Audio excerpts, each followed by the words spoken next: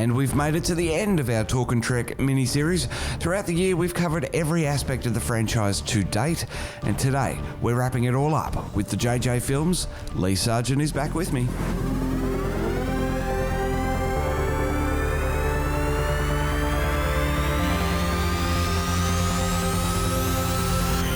Now, in its 7th year of podcasting, Trekzone presents a Trekzone conversation with your host, Matt Miller. Well, for the third and final edition of this mini-series of movies in the overall Talkin Trek series that we've been going through this year, Lee Sargent is back once more. Unto the breach, Lee, welcome. Thank you very much for having me. Now, this is a very formal answer I gave. Now, this is going to be a tough one for me because I've only seen these films once at their premieres, so big kudos to Paramount for inviting me to come along. Unfortunately, I haven't been as invested in the JJ-verse as it is. So that's all right. I've got this covered. I went to the openings and I bought the Blu-rays and the 4Ks and you name it. I'm all over it. And the merchandise as well. Did we? I'm not. Wasn't a massive. I bought the first round of merchandise. Burnt me that time because they have extraordinarily bad toys. Well, that 2009 movie, still such a strange title, Star Trek 2009. Really? It kicked it off again. As I said in the reviews on Trekzone, and I hold to those as well. They're good films. I wouldn't say they're great films, but they were good films. They're good action sci-fi films tacked on to Star Trek. I felt the first one. This is the thing. Okay, this is the thing with the first one. I remember when it was first coming out. I remember the first poster, which was the Delta with the two colours on the back of it, showing that we got the right colours and we're re-envisaging the Star Trek look and feel, but it's definitely Star Trek. And that was exciting. And I remember seeing those posters up, and that was really, really exciting. And then, of course, the very arty Enterprise in warp, white and black kind of poster, which was very, very cool. Not exactly what we were used to, but definitely really, really cool. And I don't know, I saw it on its opening day, and I saw it early in the morning, crowded house, which I think at the time had surprised the cinema, because the cinema itself, this was in Brisbane, they had not put on a huge amount of showings. I think it was on like 3 or 4 times that day, which for a big blockbuster film is unheard of. It's not enough sessions. So anyway, the session I went to was packed full. My wife went to it with me. I remember being terrified that the film was going to suck. And then when obviously these actors were all embodying these characters extraordinarily well. I mean, a huge shout out to Carl Urban, who plays Judge Dredd and Dr. McCoy, and does both exceptionally well. Which is just it's hard to wrap one's head around that. Yeah. But I mean, they all were very good, and of course Leonard Nimoy's there to give the nod of approval. Plus, we have this controversial, but I think ultimately very clever story plot device that has us in a new timeline. So everything which happens in this film does not affect anything you've watched before. It's all canon because it's in a different timeline. And I thought that was very, very clever. And I thought it was the only way to do it, because if you went back and you said, okay, this is all new. This is just new. It was no tie to the original series type of thing. It was just a reimagined version of it. It's a brand new reboot. Don't even think about it. They could have done that very easily. But I thought what they did was very brave and very clever. But ultimately, they've been criticised the hell out of it for it. This is why when we kind of looked at Zachary Quinto as Spock, he's not necessarily my favourite Spock. Leonard Nimoy will always hold that. But at the very least, he got Leonard Nimoy's blessing. I mean, impossible thing to get now, of course. But I think that was this whole thing about what makes him... Like, he spent so much time with Leonard Nimoy learning to be Spock. And I think that was really, really respectful. And what I like about the movie itself is, for the most part, everything in it's quite respectful to the original series. There's a lot of love on that screen, even though J.J. Abrams claims he was not a Star Trek guy.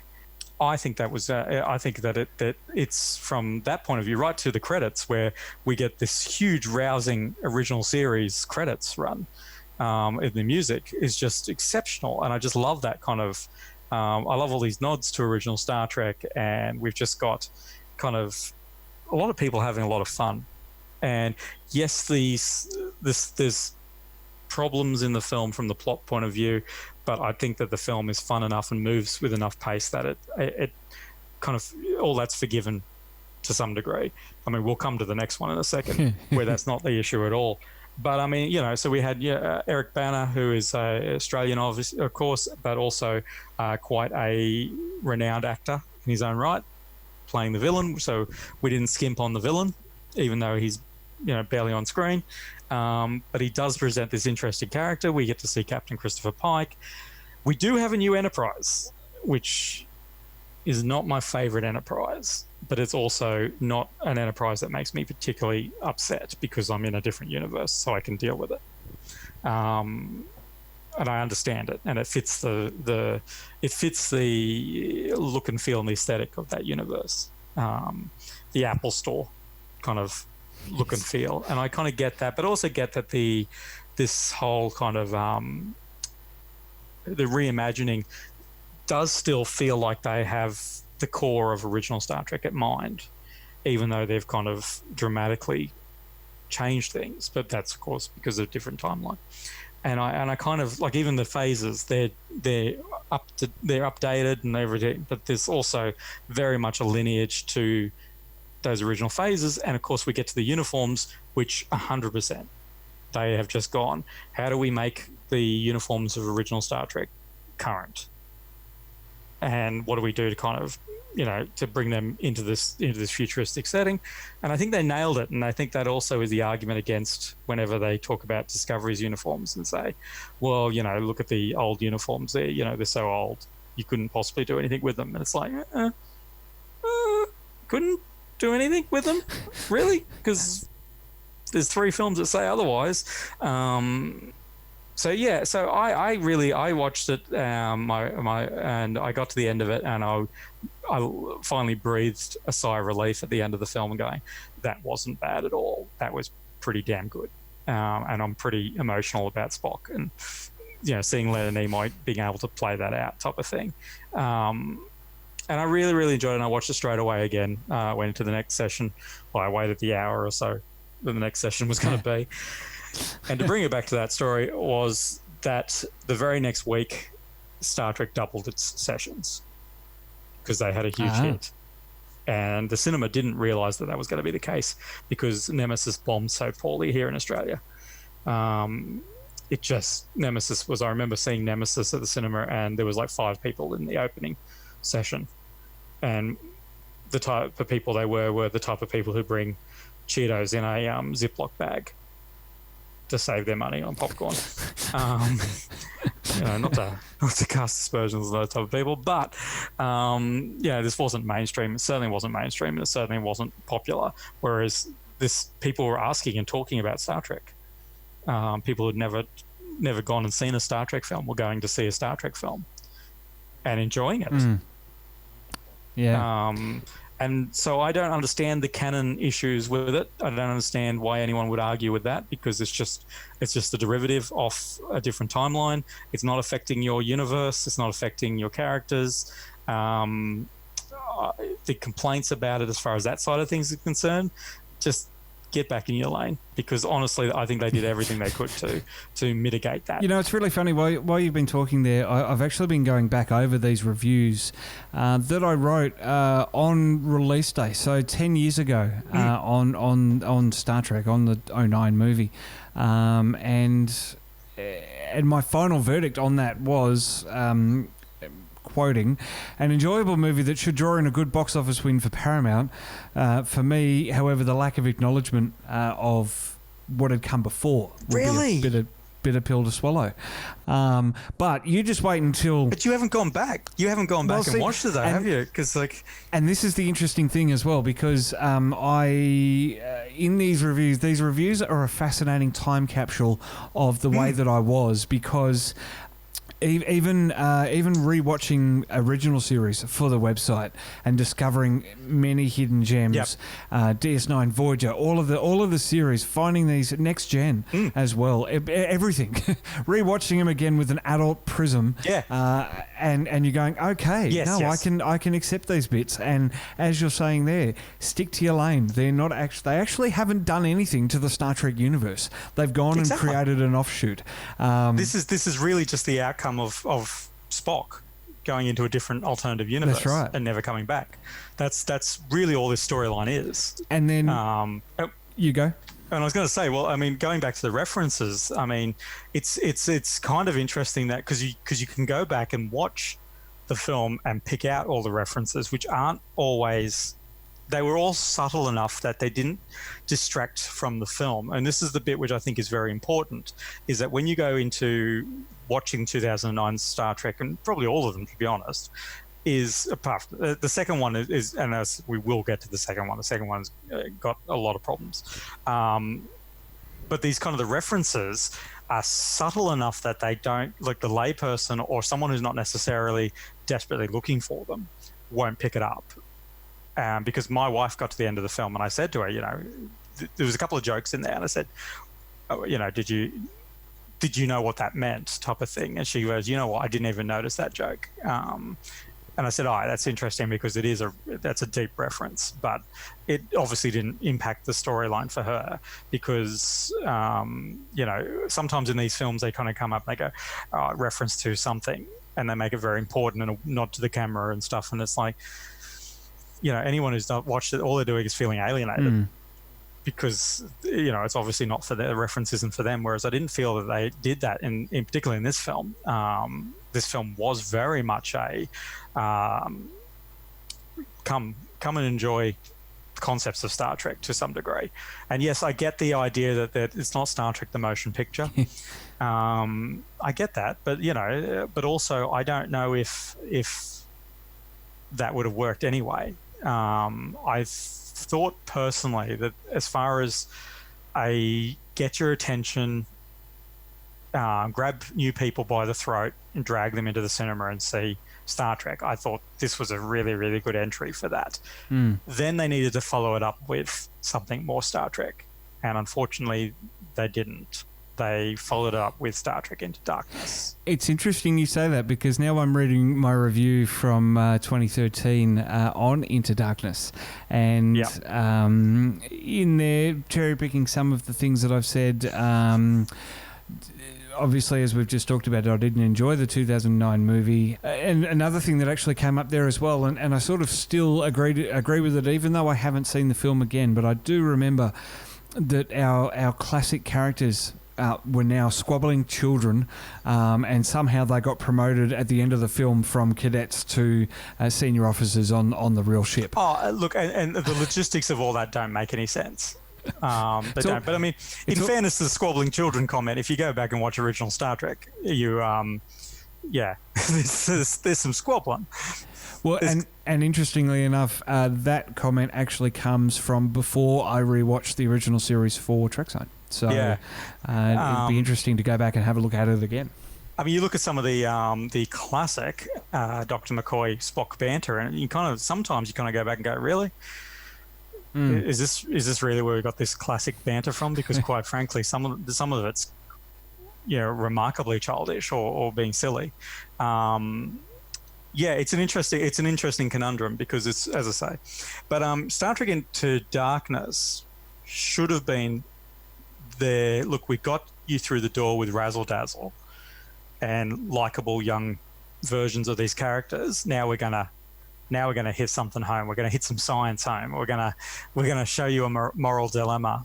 And they did this weird mashup of Star Trek: The Wrath of Khan and Star Trek: The Wrath of Khan. I'm not even sure what else they mashed it with. They mashed it with other stuff, but there's certainly not a Star Trek plotline. They mashed it so much you can't even tell what it is. It's just, and this is the thing. So yeah, I agree. The weird kind of from academy to senior staff plot was not well thought out at all. That was just run past. It was run past. It was hope you wouldn't notice it type of thing, and hope you wouldn't think about it. That's 100% what that was, and that is a very, very weak point of the original film. By Into Darkness time, though, great opening.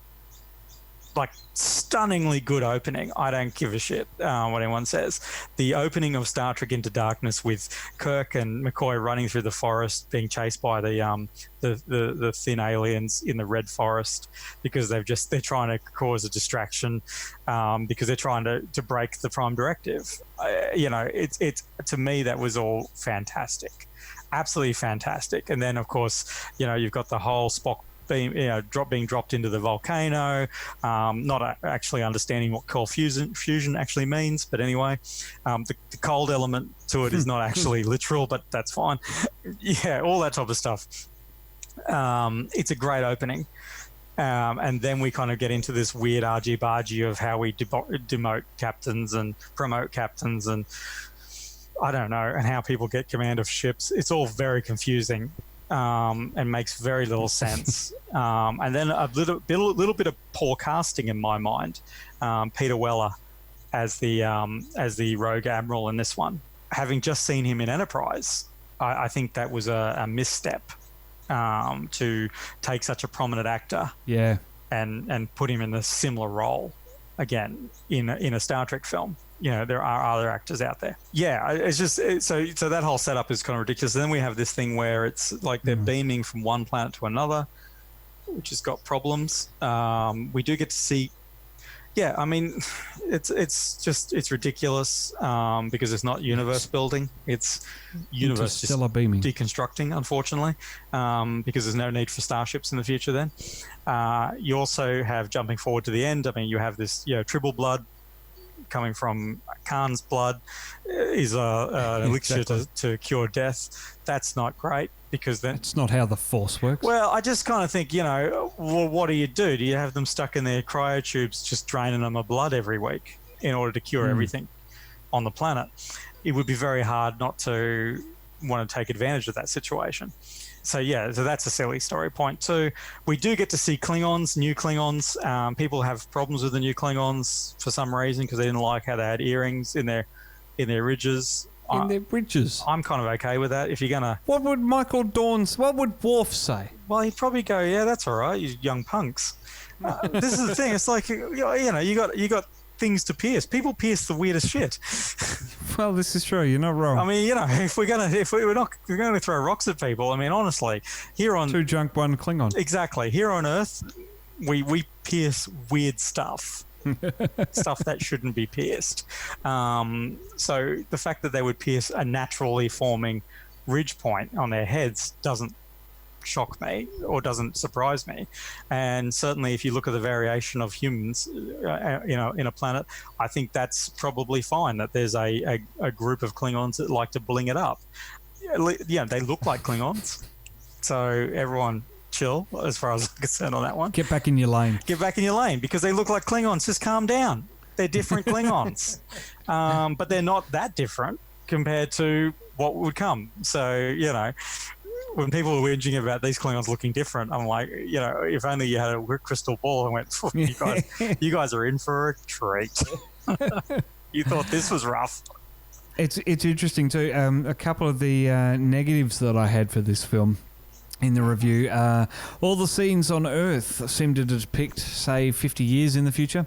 They've still got a ground-based mass transit system. The offices are kit out with furniture that you can buy from IKEA. That bloody engineering set. Oh, that's what I remember from all of these films. The Budweiser, so massive. The Budweiser brewery. Oh, well, and I've actually made a note there to say, to ask, was the original idea to film it inside an abandoned Russian nuclear facility? Nope, because that's what they went for. It's a Budweiser brewery.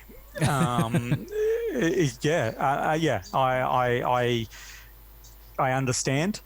With human-sized tubes of water. Yeah, well, that was. But in fairness to that scene, and that's from the first movie. Oh, there you go. In fairness to that scene with Scotty being beamed into the water tube and being released and stuff, I do feel that it was a bit of an homage to those kind of overly complicated kind of setups that you have to jump through this and do that and blah blah blah, and there's no logical reason why any of that would exist. A little bit like Galaxy Quest made fun of it. Oh yes.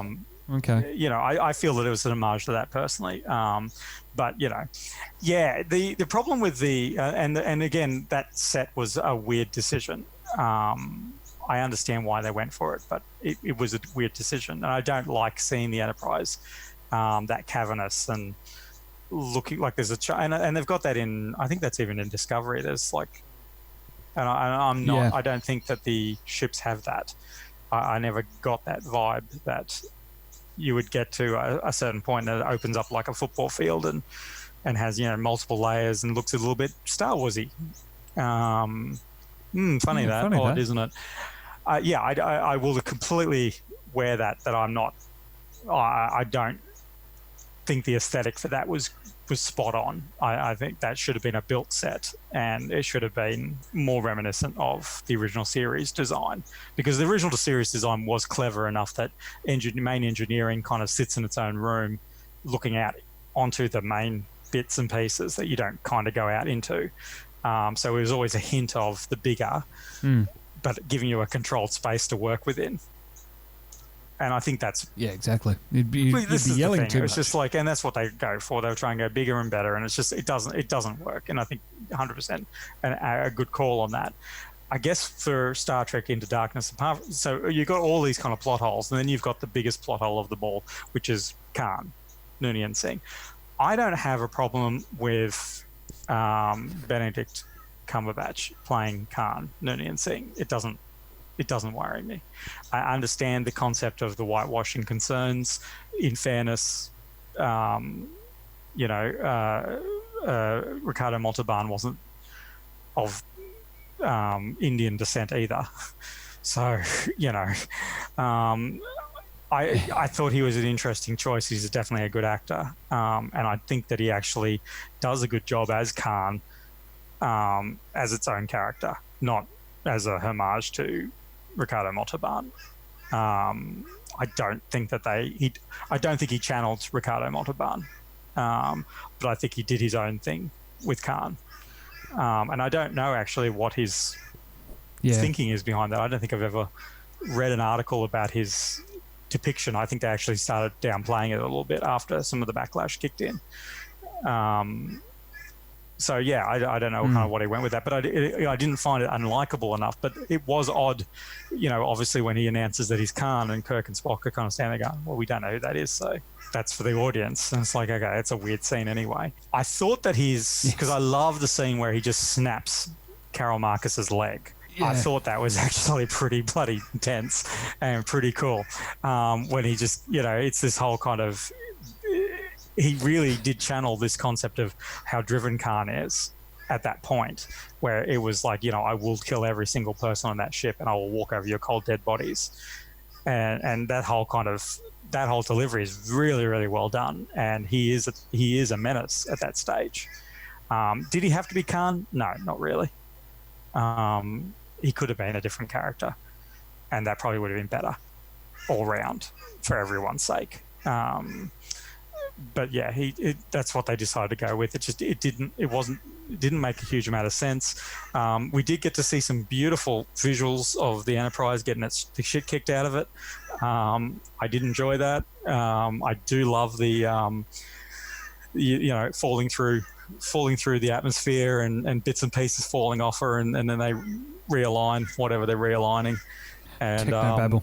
The thrusters come back in, even though that's got nothing to do with the warp. You can only use those in space dock. You can only use them in space dock, according to Kim Cattrall. So no to them. I like all that. I liked all that. I remember getting out of that film and going, I really, really enjoyed that. I think I did say at some point, this is my favorite so far.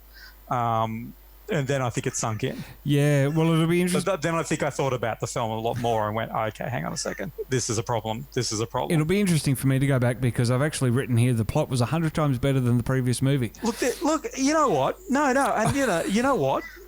There's more plot in this one than there was in the first one.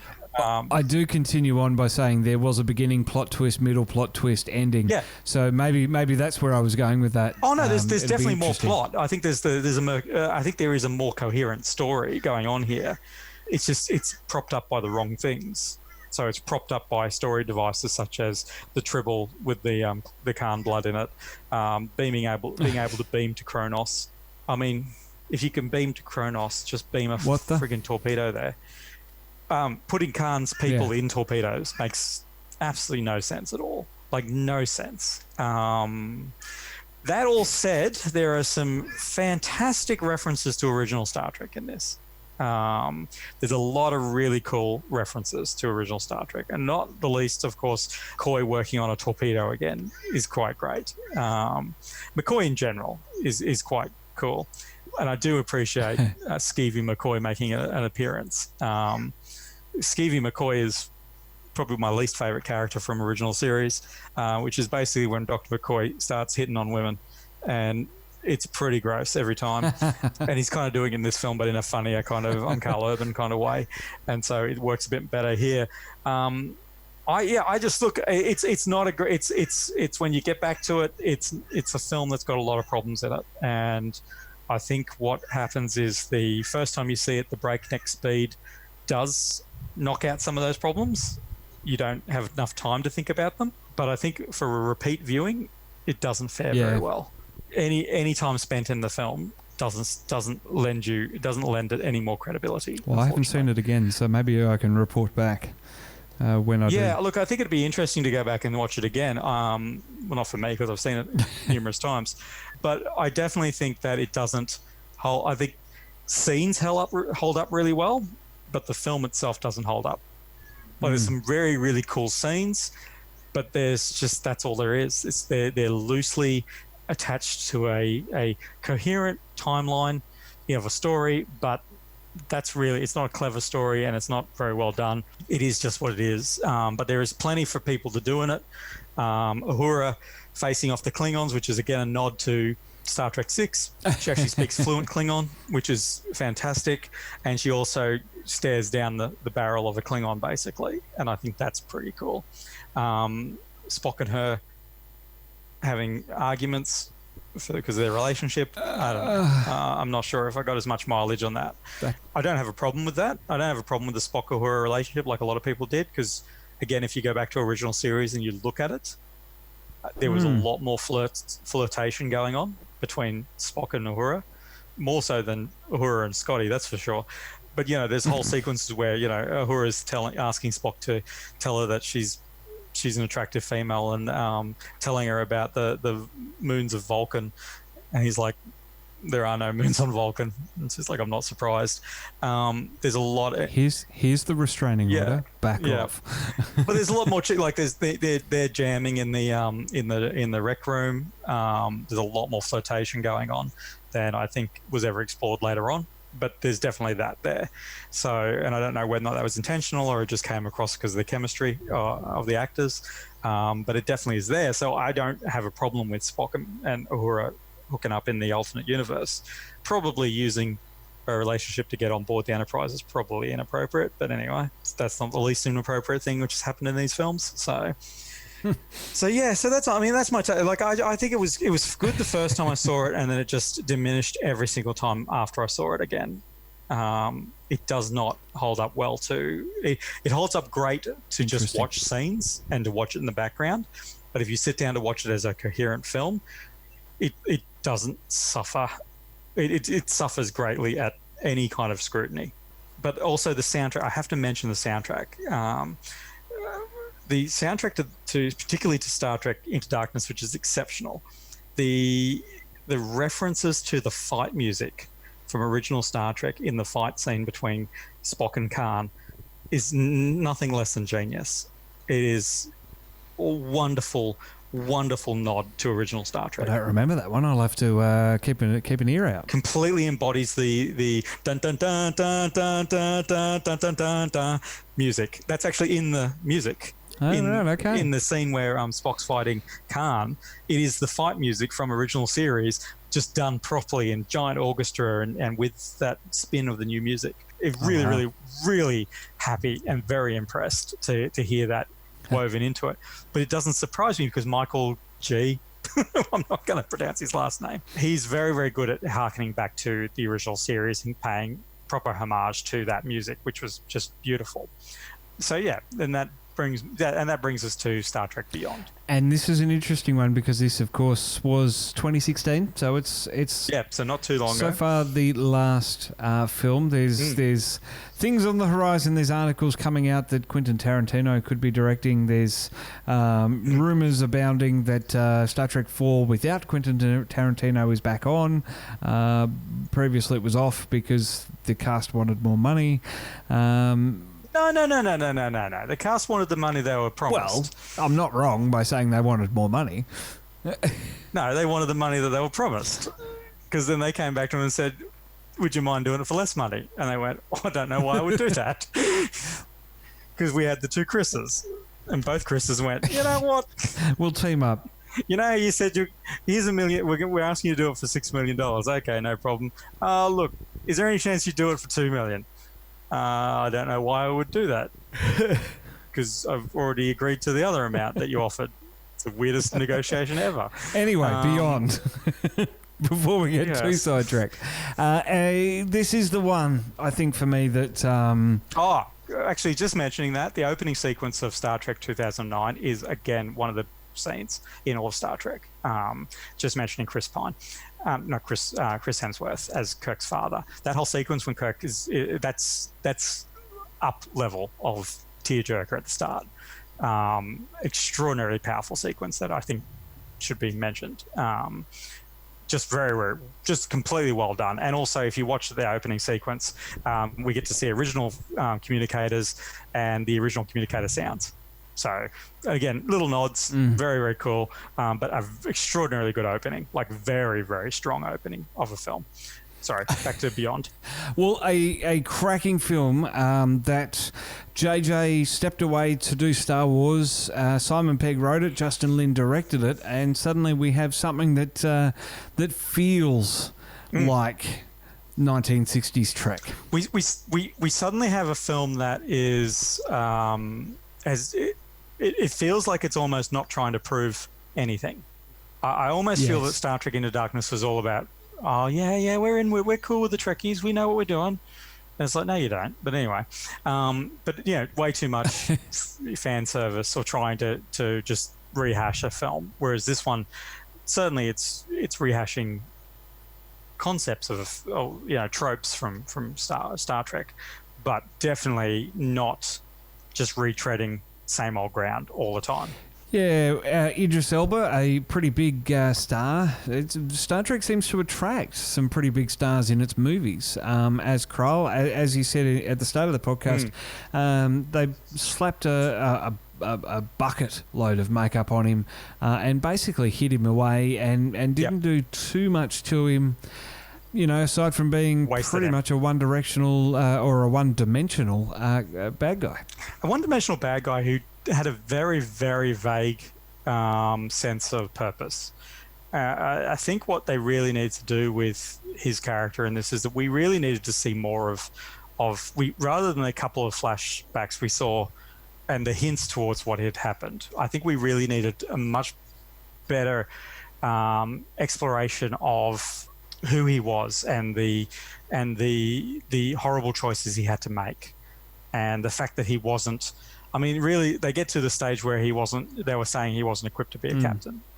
He was a soldier, and I kind of call bullshit on that because it to me that wasn't good enough motivation. The idea that he would do anything to protect his crew, which is what they were trying to go for, I just don't feel that it ever got particularly hammered home, and we never felt it. We just felt that this weird alien guy, he was human at one stage, was he? Great. That's good, I suppose. Or that's bad, I suppose. I don't know. We just didn't really have a proper vibe of that. And I think of all the villains, he's probably been the weakest in that he's just the most undeveloped, which is crazy in this series of films to say that. Which is, the kings of underdeveloped villains. He just, it's very hard to feel any empathy towards him. even towards the end where he's got just, the mystery cloud thing, which kills everything that mystery cloud touches. It's magical.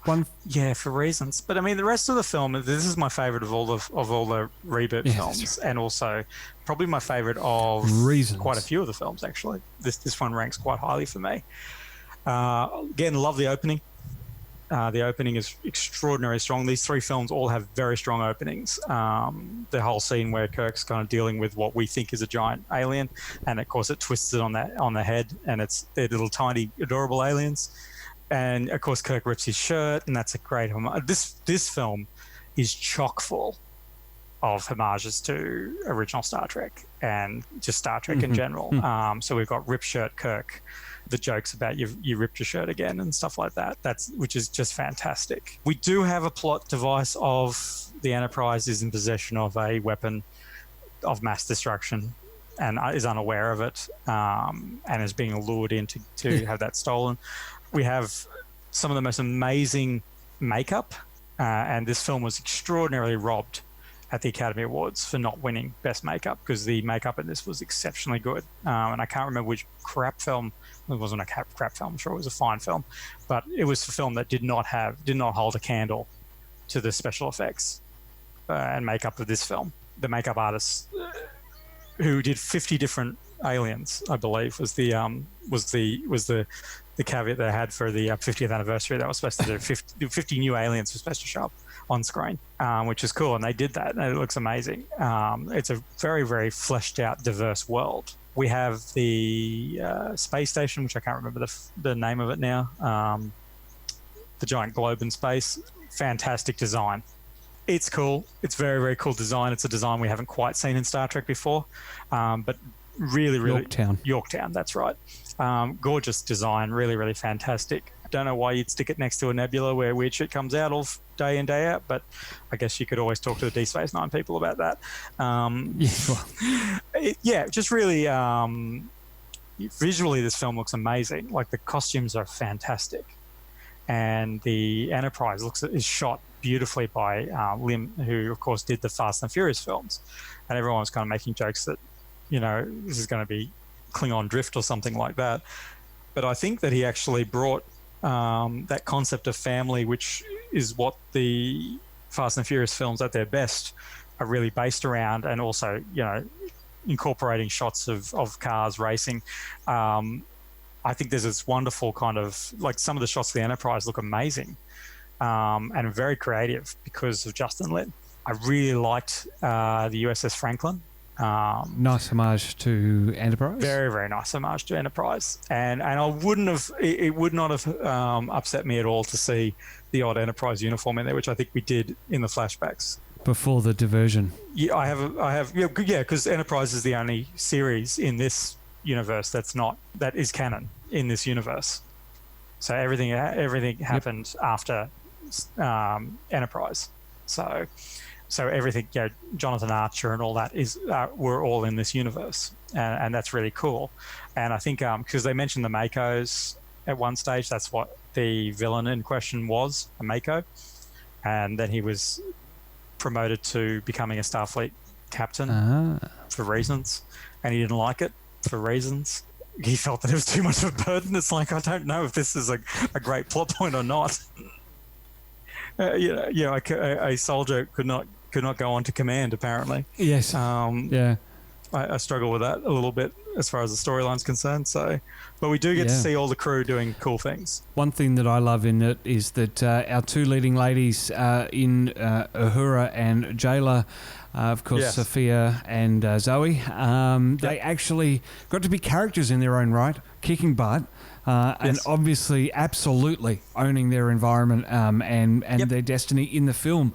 And not only that, but when they needed a help from someone else, sexual attraction wasn't the motivation of the male characters to help them out. Yes. Just having it there. Brilliant, finally. Particularly in Jayla. Could have very easily made that Kirk's attracted to her. But what I like about this version of Kirk, he is all business in this film, because he's out there kind of wondering he wants to still be out there. But then when the crew's in danger. Shit gets real. He's professional at this stage, apart from the motorcycle scene. But what are you going to do? It's a motorcycle to be ridden. But no, he is very much. This is all about how do we do it? How do we get this done? How do we all work together and pull together to get this done? And it's a very good, mature Captain Kirk that we're seeing now, when it makes sense. And then they of course couple him up with Chekhov, which is a wonderful interplay between Chekhov and Kirk. So you've got Chekhov very much being mentored by Kirk, and that's a great sequence. You've got Spock and McCoy doing their routine. Fantastic, and it's weird because they're off on the planet, and of course McCoy has to do emergency surgery on him and stuff like that, and that's all great. But they discover some temple of something, and it doesn't really add to the storyline at any point. There was no need for them to find this temple. There was no great reveal in there, and I wonder whether that was a lost story point, because I know it connected to the device somehow, but I don't think it actually ever came out to they needed to be there. And of course, yes, as you say, Sulu and Uhura and standing up to Kroll, particularly Uhura, fantastic sequences, all really, really good. And we come to, I guess, what could have easily been the worst scene in all of Star Trek, worked out to be one of the best scenes in Star Trek, was the sabotage scene of the USS Franklin blowing up alien spaceships using the song Sabotage. I don't know why it works. I don't know how it works. I think if I saw that on a script and they explained it, I would have just gone, don't do that. That's going to look ridiculous. And then it just drops, and it is amazing. And I completely love it. And it's just so well done. And yeah, I just love it. I thought it was fantastic, that sequence. Well, there we are. That is, in total, all of the Star Trek franchise throughout 2019 in this little Talkin Trek series. Lee, it's been really interesting to hear your thoughts and hear a different opinion on Trek and challenge my own preconceptions as well. You've tasked me with some homework in today's show. I've got to go back and watch those JJ films again. I think you've got to go back for your references at least, because I think they're fun to pick out as a Star Trek fan. My favourite reference in the third one, just to clean up that trilogy, is the green hand in space. Yes. I thought that was a wonderful throwaway line. And then to see the hand in the credits was very, very clever. Very cool. Well, that's what I've got to look out for. But right now, it's time to wrap this up, Lee, and say a very Merry Christmas to you and yours. Happy New Year. I think we're going to come back right and back thank you.